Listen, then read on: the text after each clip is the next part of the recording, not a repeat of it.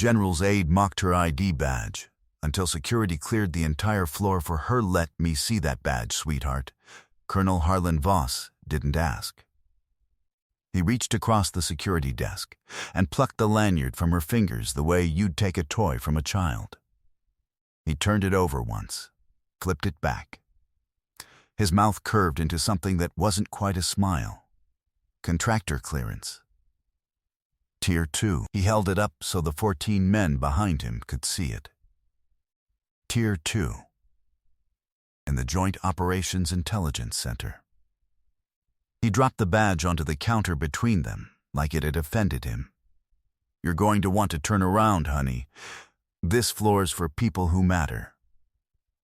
The words cut through the corridor like a blade scraping metal. She didn't move. The Joic hallway on the 4th floor of the Defense Intelligence Agency's annex building in Arlington, Virginia, ran 41 feet from the security checkpoint to the first classified briefing room. At 0712 on a Tuesday morning, it was occupied by 14 senior intelligence officers, 2 Pentagon liaisons with leather portfolios, and 1 rangemaster who had been watching from the far end for the past 4 minutes without saying a word.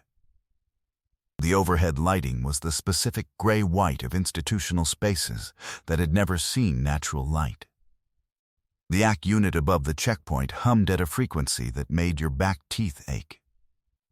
Somewhere past the second set of badge readers, a coffee machine gurgled through its cycle. Colonel Voss stood with his arms crossed and his chest out, ribbons catching the light. Distinguished Service, Legion of Merit, and 6 others in 2 neat rows.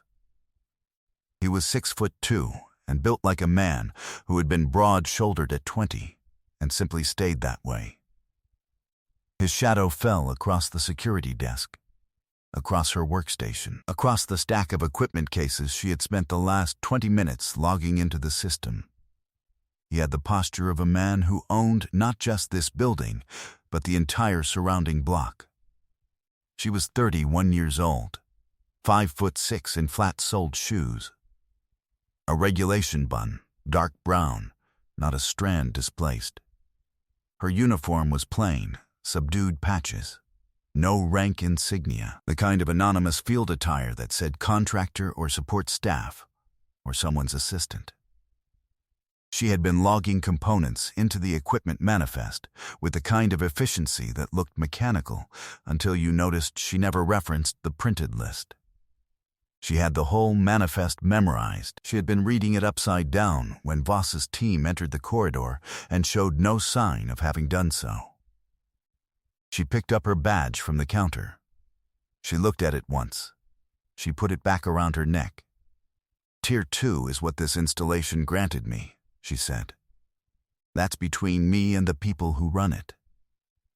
Voss blinked. His jaw moved. He had expected something else. A flustered apology, a defensive stammer, the universal language of a person who'd been caught somewhere they didn't belong. She had already returned to the equipment manifest. From the far end of the corridor, past the second checkpoint, Master Sergeant Gerald Okafor watched. He was 61 years old, 34 years in, and he had the kind of face that collected information the way a dry road collects rain, quietly, thoroughly, without drama. He had arrived at 0640. He'd been watching her work since 0648. She had opened a sealed equipment case using the correct field protocol, a protocol that hadn't been in the standard manual since 2019 when it was reclassified. He had not said anything about this. He had written something in his notebook, then set his pen down carefully, and he had not picked it up again. He watched her not look at Voss. His jaw tightened. The story of the contractor with the Tier 2 badge spread through the Joic by 0900. It moved the way things always move in enclosed institutional spaces, through group chats and mess hall tables and a particular kind of side-eye that senior officers deploy without turning their heads. By the time it reached the 3rd floor, the embellishment had already begun. She'd talked back to a colonel. She'd refused a direct order. She'd laughed in his face. The facts softened and hardened in all the wrong places, the way stories do when they travel faster than the people in them. By 0830, she had been assigned a workstation in the Equipment Integration Bay, a room adjacent to the main operations floor separated by one sheet of reinforced glass. The assignment was an act of institutional condescension dressed up as accommodation. Through the glass, the operations floor was visible. 12 analysts at their stations, 2 wall screens cycling through classified feeds, the steady administrative rhythm of an intelligence annex doing what intelligence annexes do. The equipment bay was support space. Contractor space. She was where they put people who didn't quite belong to anything. She set up her calibration equipment in 11 minutes. The integration manual that came with the system recommended 2 hours for first-time setup. She didn't open the manual. The system's integration officer, a young lieutenant named Park, clearly dispatched by Voss's section to observe, watched her work from the doorway with his tablet and his clipboard, and his expression that tried to be neutral and wasn't quite managing it. She finished the preliminary configuration. She started on the secondary array. Park's pen had stopped moving. The first competence clue was small. She was running a diagnostic on the second equipment rack, and she needed to access the base network through the calibration terminal. The network required a monthly authentication code, 16 characters, rotated every 30 days, distributed only to personnel with current operational access to the integration tier. The code was not written down anywhere on her workstation. It was not in any of her equipment cases. She had not looked at a reference document. She typed it in 9 seconds. The terminal accepted it. Park's pen was still not moving. At 900, 2 things happened that had nothing to do with each other, except in the way things in enclosed spaces always connect eventually. Voss's section circulated a message, informally, through the group chat that the 4th floor's senior staff used for institutional housekeeping, noting that the credential situation from the morning checkpoint had been escalated for formal review, and that personnel were advised to limit professional interaction with the Tier 2 contractor until resolution.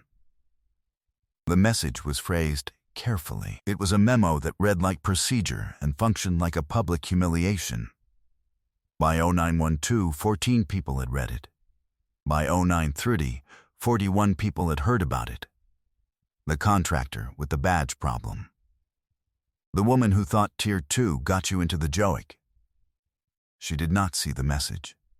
She was running calibration sequences on equipment that, if she had explained what it was actually for, would have required everyone in the room to leave. She did not explain. At 1005, a maintenance crew member, a civilian contractor named Aldridge, 20 years on the job, the kind of person who knows every pipe and wire in a building because he's fixed all of them, came through the equipment bay to check a conduit in the ceiling. He looked at her equipment with the comfortable curiosity of a man who has seen most things. He looked at the rack she'd configured. He looked at the calibration terminal. "That's a lot of kit for a Tier 2, he said. Not unkindly, just an observation. "Specialized project," she said. He nodded. Looked at the rack again. Looked at how she'd routed the secondary cables, not the way the manual illustrated, but the way it was done in field conditions, when the manual's assumption about available space turned out to be optimistic. He'd seen that routing style before. Once, on a piece of equipment being serviced in a section of this building that he technically hadn't had clearance to be in, but plumbing doesn't observe classification protocols, and he'd fixed the pipe and not mentioned what he'd seen. He finished with the conduit and left without saying anything else. Okafor, who had been watching through the glass partition, made a small mark in his notebook. She ate lunch alone in the auxiliary operations area at 11:48. The food tasted like every government cafeteria she'd ever eaten in. Institutional efficiency on a tray. Nourishing in the technical sense of the word. She sat with her back to the wall and her face toward the entrance, and she listened. She had been listening since she arrived. She was building a picture, not of the building's layout, she already had that, but of its social architecture. Who deferred to whom when the official hierarchy wasn't watching? Which aides answered their own phones? Which conference rooms had their scheduled windows left dark? She was doing intelligence work. She was appearing to eat a sandwich. At 12:20, Colonel Voss walked through the auxiliary area with 2 men she'd tagged as legal liaisons. He paused 3 feet from her table. He looked at her badge again. "Still here," he said. "Still working," she said. His mouth tightened. He moved on. The 2 liaisons exchanged a look. 3 hours later, the pattern had a name. In the mess hall at 1435, a group of 6 junior analysts who had been in the 4th-floor corridor at 0712 retold the morning's events at a volume designed to carry. The contractor who'd given Voss an attitude. The badge thing. The way she just sat there. The kind of laugh that invites everyone else to join in rippled around the table and into the adjacent space. Someone described her uniform, the plain patches, the no-rank situation. And there was another laugh, smaller, more uncomfortable, the way laughter sounds when someone in the group isn't quite as comfortable as they're pretending. That someone was Lieutenant Park, who had watched her input a 16-character authentication code from memory in 9 seconds, and who had not mentioned this to anyone, and who was not entirely sure what it meant, but who had been thinking about it for 6 hours in the specific way you think about something you can't quite categorize. He said nothing. He ate his food. He looked at the middle distance. The afternoon brought new indignities, administered with institutional efficiency. At 1340, she was asked to submit to a secondary credential verification in room 412, a small conference room with 4 chairs, a table bolted to the floor, and a camera mounted in the upper corner. 2 security officers from Voss's section conducted it. They were professional and humorless and thorough. Name: Reyes, E. Purpose of assignment to this installation: equipment calibration and systems integration. 4-day contract. Contracting authority. That's in the file you're holding. The officer looked at the file. He looked at her. He looked at the file again. Who authorized Tier 2 access? She controlled her breathing. 4 counts in, hold 4, 4 out, hold 4. The authorizing office is in the file, she said. Page 3. If the file is incomplete, you should contact the issuing office directly. He looked at page 3. He didn't say anything for a long moment. We'll need to hold your badge pending verification. You can make a copy of the credential information, she said. The badge stays with me. There was a pause that had weight. Ma'am, the badge stays with me, she said. They made a copy. She kept the badge. By 1600, she was back at her equipment station. Sergeant Okafor was in the same position he'd occupied for most of the day, near the secondary checkpoint, clipboard in hand, positioned where a man checking logistical compliance would stand. He was not checking logistical compliance. He watched her access the system's calibration panel. She input the monthly authentication code in 9 seconds. 9 seconds. The display on the panel usually gave operators 30 seconds because the sequence was 16 characters and most people needed to reference it. She didn't reference anything. He turned the page in his notebook and stared at it without writing. Something about this woman. He couldn't place it. But it was there, like a call sign you'd heard once, years ago, on a night that didn't end the way it was supposed to. She pulled back her left sleeve to check the time on her watch. For just a moment, The sleeve rode high enough. On the inside of her left forearm, low and partially hidden by the watch band, there was a tattoo. Small, precise, the kind of line work that cost real money. He caught it for 1 second before the sleeve fell back. An eagle, wings specific, head angle exact, and around it, a sequence of symbols he had seen only once before, in a classified briefing at SOCOM in 2017, in a document he wasn't cleared to retain. He was very still. Then, he wrote something in his notebook, tore the page out carefully, and put it in his breast pocket. At 17:43, Colonel Voss filed a formal security concern citing unauthorized personnel, insufficient credential documentation, and uncooperative behavior during secondary screening. He did this in writing, with 2 signatures, and delivered it to the installation's chief security officer personally. He was efficient about it. He was pleased about it. He had the expression of a man who believed he was resolving a situation. What he had actually done was start a timer. He didn't know that yet. By 1800, 2 things happened at once. A security supervisor arrived at her workstation and asked, in the bureaucratic language of institutional authority, for her to accompany him to a temporary holding area while the credential situation was reviewed. And her watch, the watch nobody had thought to ask about, the one she'd worn since 0500, the one she had been wearing in one form or another since she was 23 years old and running a secondary mission in a city she still couldn't name in company, clicked over to 1800. She noted both things. She picked up her equipment cases. She followed the security supervisor.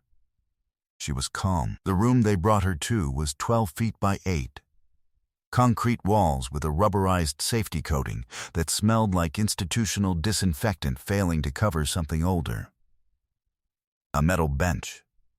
One overhead light behind a wire cage. A window near the ceiling. 4 inches of glass showing gray sky and the top edge of the building across the street. She had been in worse places.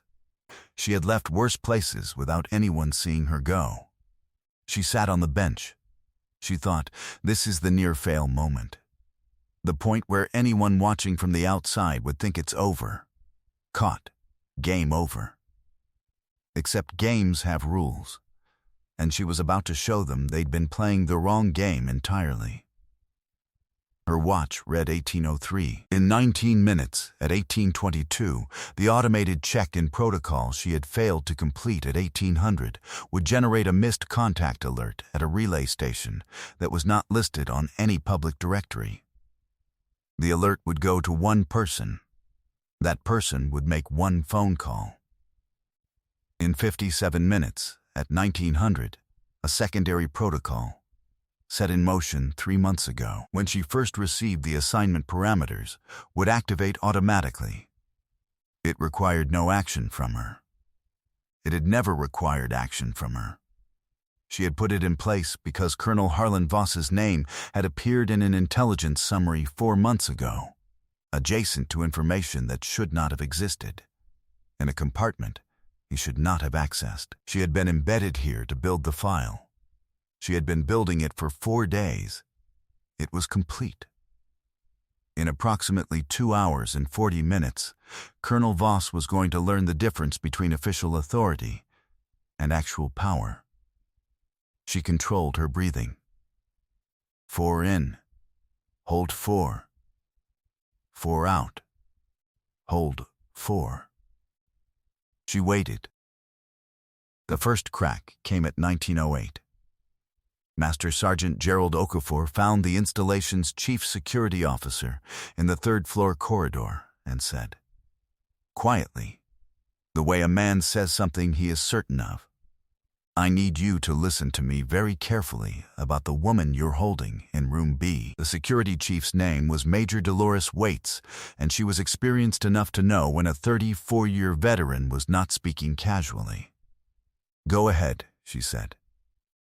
I've been watching her work for 11 hours, Okafor said. The way she holds field equipment, her access protocols, the authentication sequence. He paused. He chose his next words carefully. The kind of muscle memory that doesn't come from a manual. The kind that gets trained into you in places most people have never heard of. Another pause. And there's something on her arm. Something I've seen once before, in a document I wasn't supposed to retain. Waits looked at him. What, specifically? I don't want to say it out loud here, Okafor said. I want you to call the authorizing office on page 3 of her credential file. Right now, tonight, and I want you to ask them who she is. Not what her assignment is, not what her clearance level is. Who she is. There was a pause. And if they don't answer? Waits said. They'll answer, he said. It's the kind of line that always gets answered. Who else was watching this and thinking about how many people overlook the quiet ones? Waits made the call at 1911. She got an answer in 40 seconds. She listened for 63 more. When she hung up, her face had changed in a way that she was not entirely able to control. She stood with the phone in her hand for a moment longer than she needed to.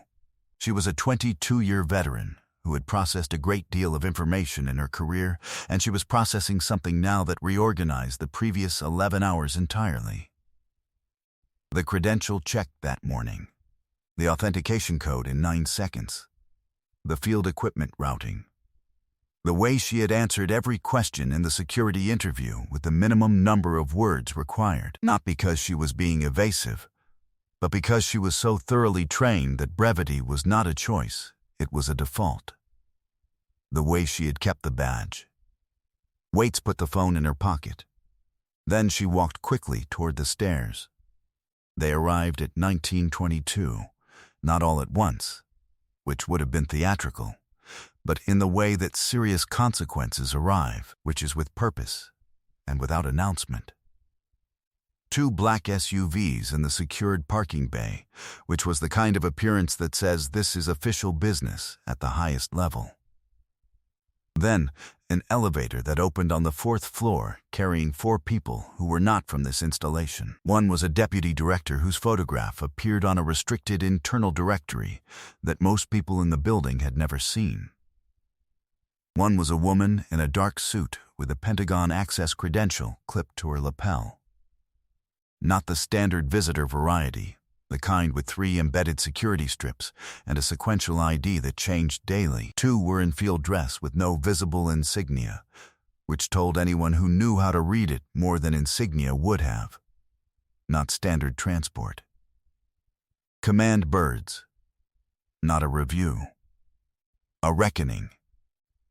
Colonel Voss was in the 4th floor operations center when Major Waits found him. He was reviewing the formal complaint he'd filed. He had the expression of a man who believed the situation was under control, who believed he had identified a problem, cataloged it properly, and set the correct institutional mechanisms in motion. He was comfortable. The situation, as he understood it, was resolved. "Colonel," Waits said, "I need you to come with me." Something in her voice. Not quite alarm. The kind of neutrality that costs a person something to maintain. He came. He stepped into the corridor, and he saw the 4 people, and he saw their credentials and their posture and the specific neutrality of their expressions. The kind that trained people deploy when they are performing a function, not having a conversation. His blood ran cold. His hands settled flat at his sides. A motion so involuntary he didn't notice he'd done it. "What's going on?" he said. Nobody answered immediately. They walked to holding room B together. Waits unlocked the door. The woman inside stood up from the bench in one motion, unhurried, exact, with the posture of someone who had been waiting and was now finished waiting. She looked at the deputy director. He looked at her. Something passed between them that had history in it, The kind of recognition that comes from shared operational context rather than social acquaintance. The kind that is not warm, exactly, but is real. "You should have checked in," the deputy director said. "I missed my window," she said. "You missed it on purpose." She said nothing, which was an answer. He nodded once. He turned to Voss. The Pentagon liaison stepped forward and addressed the room. "We're going to need everyone who isn't cleared for TS-Psi compartmented access to step outside." 3 of the security staff left immediately. Waits stayed. She had the access and, more importantly, she had the specific paralysis of someone who needed to see how this ended. Voss stayed. He didn't have a choice he was willing to name.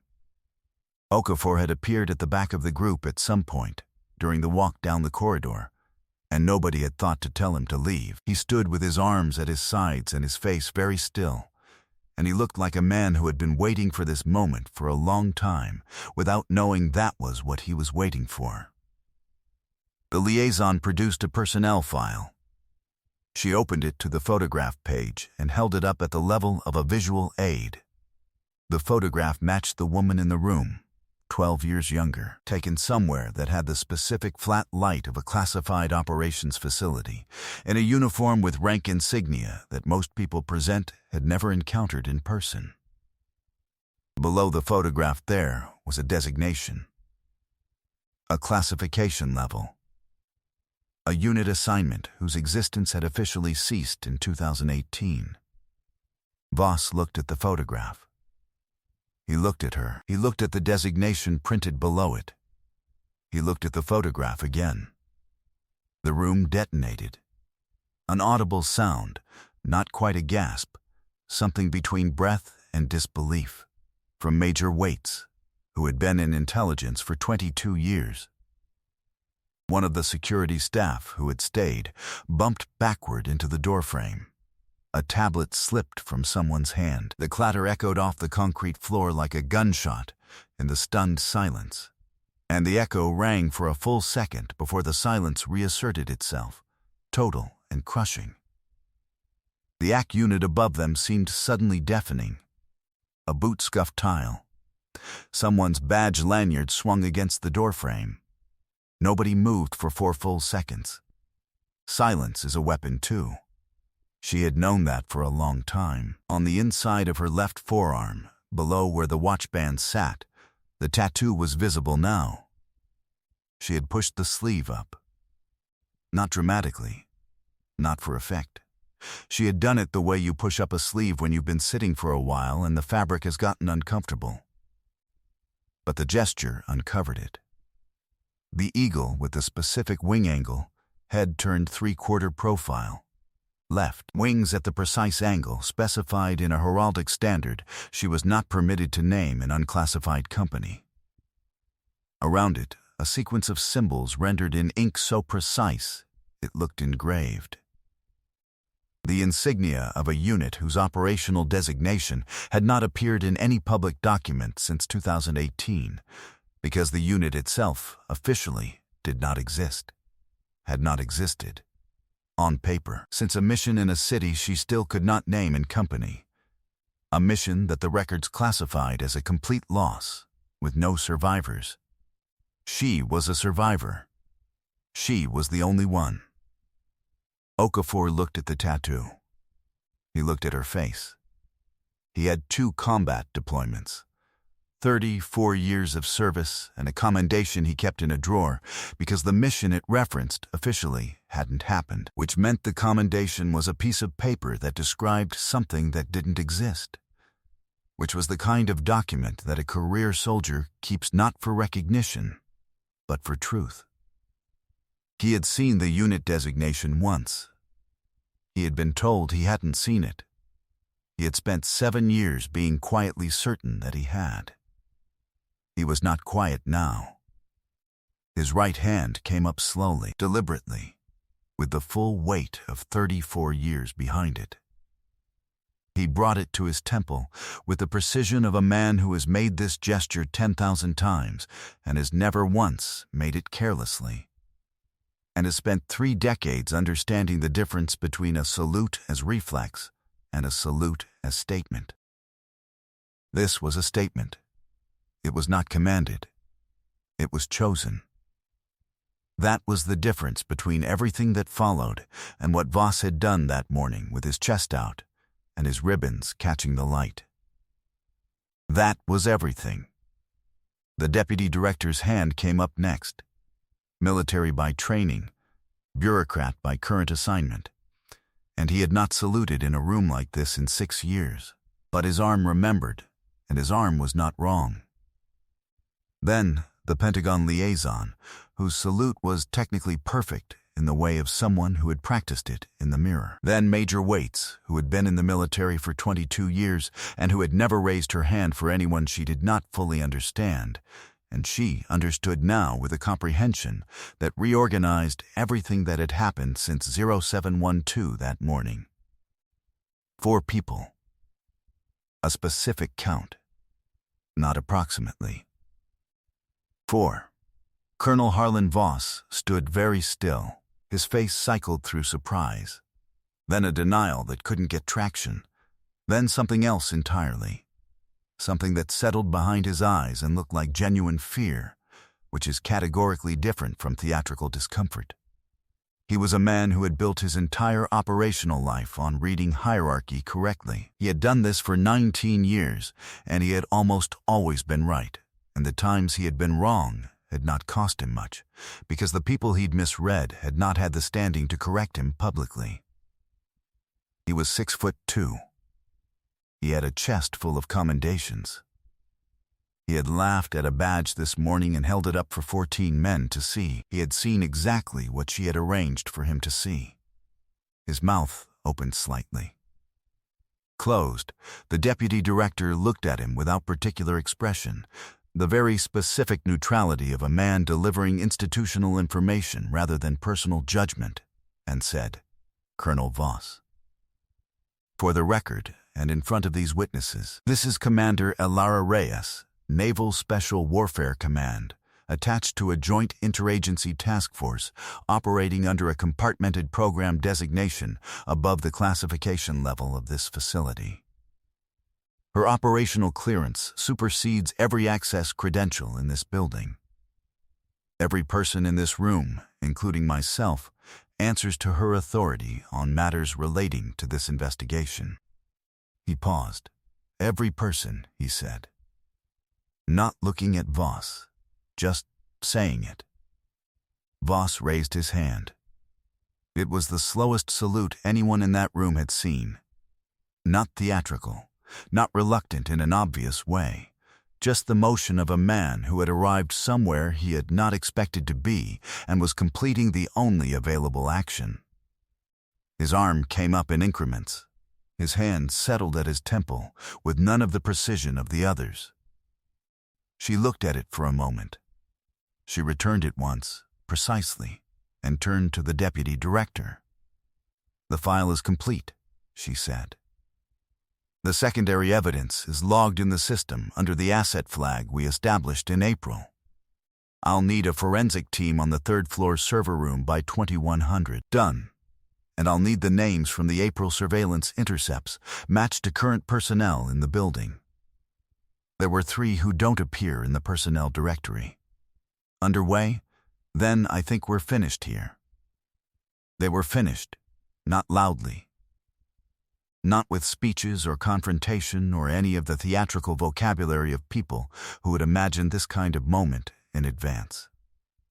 Colonel Voss was escorted from the room at 1941, quiet in the way that is worse than any dramatic exit, and he walked to the 4th floor security office, where 2 federal investigators had been waiting since 1900, since the moment the secondary protocol activated.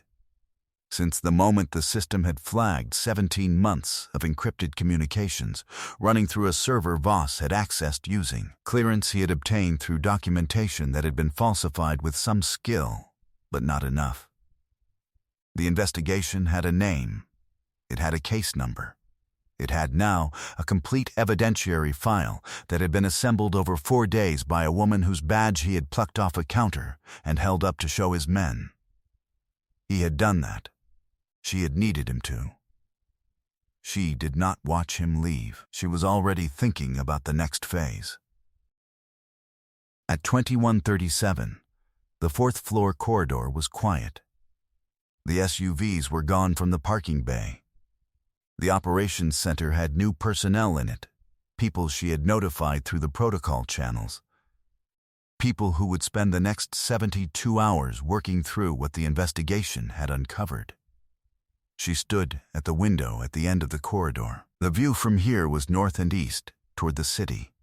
The kind of view that gives you buildings and light and, in the spaces between, the particular dark of a clear November sky. She looked at her watch. 2137. The watch that nobody thought to confiscate. She thought about the badge. She thought about the way he dropped it on the counter like something without value, and she thought about how everything he'd done after that, the mockery, the credential verification, the formal complaint, the detention order, had assembled itself around her like scaffolding around a structure that was never under threat. He had done her work for her. That was the part that stayed with her. Not the injustice. Not even the satisfaction of the correction. The part that stayed with her was how completely he had believed in his own reading of a room. They mocked her badge. They forgot the badge was a door they had just agreed to open. Somewhere in a second investigation file, a compartment she had not discussed in the holding room.